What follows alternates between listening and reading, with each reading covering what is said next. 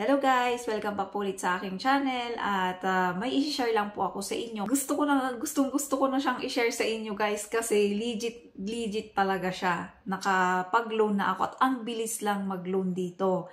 Ang sabi kasi nila is maganda daw ito compare sa ibang mga application. Kaya kung bago ka pa lang sa aking channel, huwag kakalimutang pindutin ang subscribe button para ma-update kayo sa mga bago ko pang i-upload na mga utangan online na kagaya nito.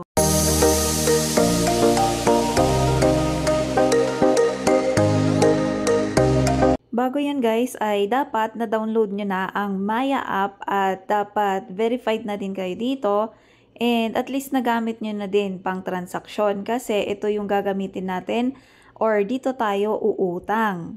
So guys, si Maya Easy Credit is powered by Maya Bank or Maya Bank Inc. is regulated by the Bangko Sentral ng Pilipinas, bsp.gov.ph, kaya legit talaga ito guys. Ang akin guys ay hindi na sila nag-notify sa akin, basta chinek ko na lang dito sa app at lumabas na nga ito. After natin mag-activate guys ay mag-a-apply now na tayo para makita natin kung eligible ba tayo or kung magkano ang i-approve nila na ilo-loan natin. Dito sa privacy notice guys, kailangan nabasa nyo na din para mas makilala nyo pa si PayMaya. Then after nun ay magko-continue lang tayo. So continue lang natin. Ayan guys, isi-set up na natin ang ating credit. So merong billing details and personal details. So dito sa billing details natin guys, sabi niya dito, the day you select is the cut-off for all your credit transactions per billing coverage period. Your first due date will be 15 days after your billing end date. Halimbawa, ang coverage period ko ay from April 19 to May 19.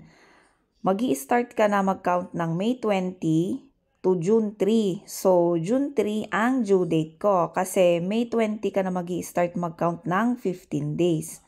So, para sa mga expert dito guys, comment lang kayo para lahat tayo ay maliwanagan. Sa contact references guys ay isa lang naman ang kailangan niya. Kaya piliin nyo na yung pinakamatalik nyong kaibigan or yung kapatid nyo, ganon. Basta yung mapagkakatiwalaan nyo guys.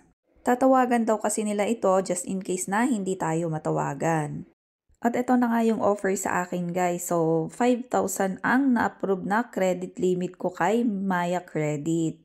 Ganito po yung sample billing computation nila guys. Pero dito, hindi po tayo pare-parehas. Merong mababa, merong mataas ang interest or yung service fee kasi nakadepende daw ito sa credit score natin. Magkakaiba po yung service fee, yung amount ng service fee at DST natin or yung stamp tax.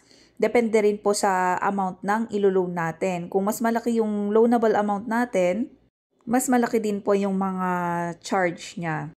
Kapag okay naman na kayo dyan, ay magsisend sila ng OTP and then i-verify lang natin. Ito na nga guys, Maya Easy Credit is on its way. So, hihintayin na lang natin na may transfer sa wallet natin sa Maya. Bago natin pwedeng i-transfer sa ibang bangko natin or ating mga e-wallet. Ayan guys, kapag meron na, pipindutin nyo lang yung transfer to wallet. Then, itatype nyo lang dito kung magkanong amount ang gusto nyong i-transfer sa wallet nyo. So, itry ko muna itong 500 guys para makita natin kung paano yung service fee niya at yung DST, kung magkano yung ibabalik natin.